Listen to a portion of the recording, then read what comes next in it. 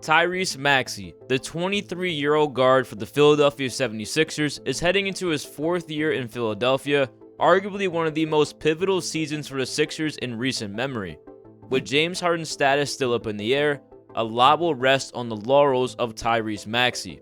Harden has worked out with the team in training camp, as well as some individual work before the Sixers preseason opener, but it still seems apparent that he wants out. This likely means that Maxey will be the lead guard on his team for the first time since high school, unless a Harden trade courts a star guard in return, which would be highly unlikely. The bill on Maxey coming out of Kentucky was that he could be an effective combo guard in the pros, as he had the strength, footwork, and skills as a versatile scorer in college. The biggest knock on his game was his three-point shot, as he shot just 29.2% from 3 in his only year in Kentucky. During Maxey's rookie season, that seemed to fit the case. Maxey was a shot out of a cannon type of player, weaponizing his speed to attack off of the ball, off of the catch to put pressure on the rim. His three-point shot was lacking his rookie season, shooting 30.1% from 3 on less than 2 attempts a game in just 15 minutes a night. Heading into year 2 for Maxey amidst the Ben Simmons drama, Maxey was thrusted into the starting lineup and was given an opportunity to showcase what he worked on over the summer. Maxey's growth as a shooter was stunning.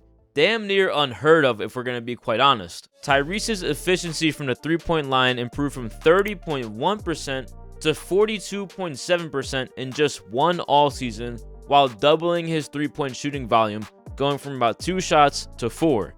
By the end of his 2022-23 campaign, Tyrese Maxey became one of the league's best three-point shooters, shooting 43.3% on threes on over 6 attempts per game.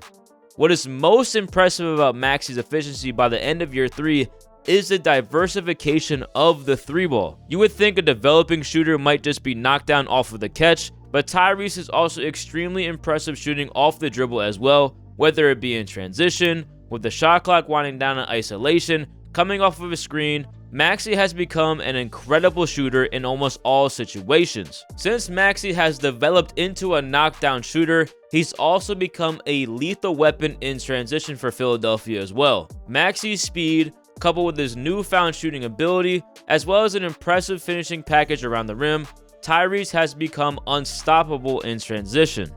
Amongst 168 players in the NBA who average 2 or more possessions per game in transition, Maxey ranks 3rd in points per possessions at 1.43. Maxey averages 5 points a night in transition, making up nearly a quarter of his nightly scoring output during his last season. Having a player like Maxey for Philly is a breath of fresh air, as most of the team really lacks the foot speed or athleticism to punish defenses in transition. The addition of Harden really unlocked this for Maxey over the last couple of years, simply because James is one of the NBA's best passers, being able to find Tyrese in the right place at the right time in almost any situation. The gap in Maxey's repertoire right now is pretty much anything between the rim and the three-point line. Only 16% of Maxey's shots came between 10 feet and the three-point line last season. While analytically that's a good thing, when it gets into the thick of it, it becomes problematic. This showed a lot during the second round series versus the Celtics during the 2023 playoffs, where Maxey struggled at times as a scorer. While Tyrese has incredible speed, he was very much a one-speed player. He goes from 0 to 100 really quick, but there's nothing in between.